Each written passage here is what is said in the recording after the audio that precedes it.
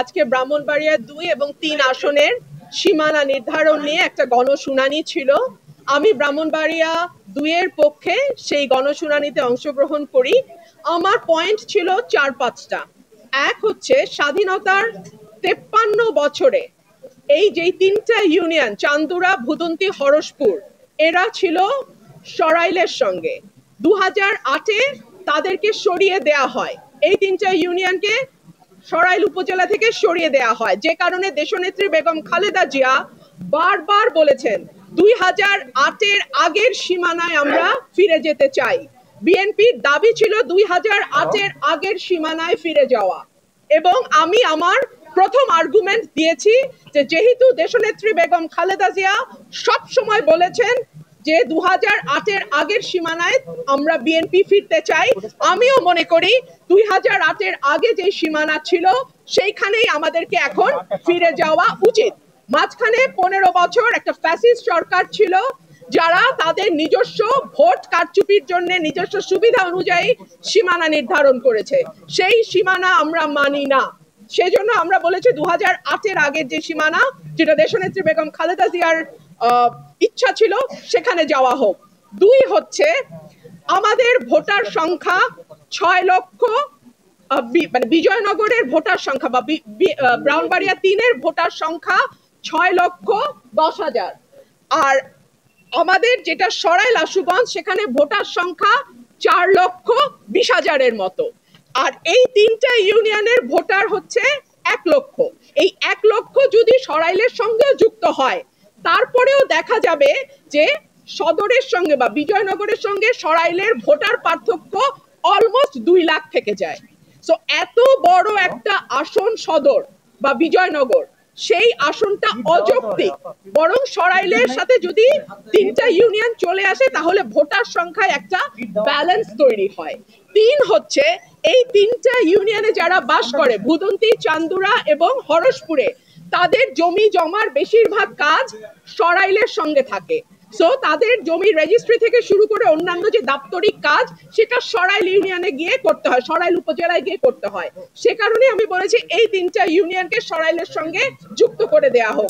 সব মশার বিরুদ্ধে সুরক্ষা দিতে এলো বসুন্ধরা এক্সট্রিম অ্যারোসল, মশার বিরুদ্ধে এক্সট্রিম সুরক্ষা। আরেকটা কথা, 3টা ইউনিয়নের লোকজন যদি বিজয়নগরে যায়, তাদের যাতায়াতের সময় লাগে অলমোস্ট 1.5 থেকে 2 ঘন্টা।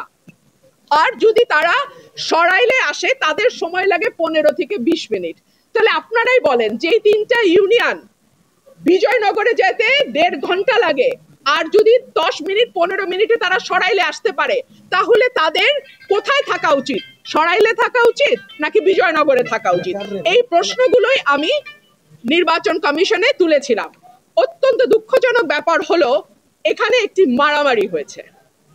আমি যেহেতু একজন আইনজীবী, আমি মনে করেছি আমার কেস আমি নিজেই প্রেজেন্ট করব। সো আমার কেস আমি প্রেজেন্ট করেছি।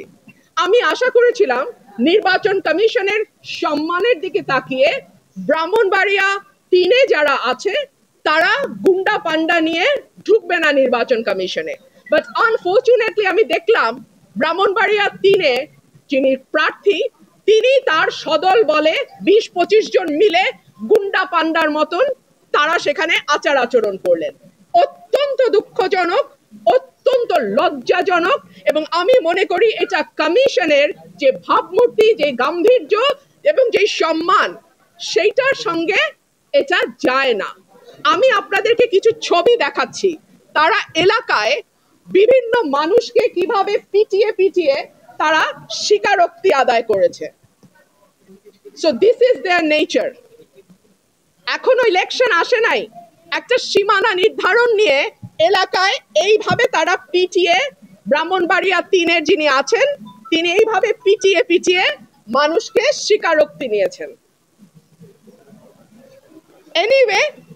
এনিওয়ে নির্বাচন কমিশনে আমরা প্রেজেন্ট করেছি। ভৌগোলিক দিক বিবেচনায়, জনসংখ্যা বিবেচনায় এবং সকল কিছুর বিবেচনায় আমি আশা করব নির্বাচন কমিশন যে সিদ্ধান্ত নিয়েছে সেটি সঠিক সিদ্ধান্ত, এবং সেই সিদ্ধান্তই নির্বাচন কমিশন বহাল রাখবে।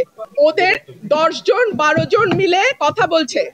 সো আমি একজন কথা বলেছি, আর আমার পক্ষে একজন ডাক্তার উনি কথা বলেছেন। আমি কোনো গুন্ডা বদমাশের মেলা করি নাই, করতে চাইলে করতে পারতাম, গুন্ডা আনতে চাইলে গুন্ডা আনা যায়, অসুবিধা হয় না। আমি ভদ্রলোক নিয়ে এসেছি, ভদ্রলোক আসবেন, কমিশনে শুনানি করবেন, রায় হবে, যেটা রায় হয় হবে। কিন্তু তারা যেহেতু গুন্ডা পান্ডা নিয়ে এসছে এবং আবল তাবল বকছে, কথা বলেই যাচ্ছে, আমি লাস্টে একটা কথা বলার জন্য দাঁড়িয়েছি, এবং যেটা 15 বছরে হয় নাই, সেটা আজকে হয়েছে। অলমোস্ট আমার গায়ে ধাক্কা দিয়ে আমাকে ফেলে দেওয়ার চেষ্টা হয়েছে। যেই বিএনপির নেতা কর্মীদের জন্য গত 15 বছর লড়াই করলাম, তারা আমাকে এখন ধাক্কা দেয়। তো ঠিক আছে, ধাক্কার বদলে তো ধাক্কা আসবেই, তাই না? সেটাই হয়েছে।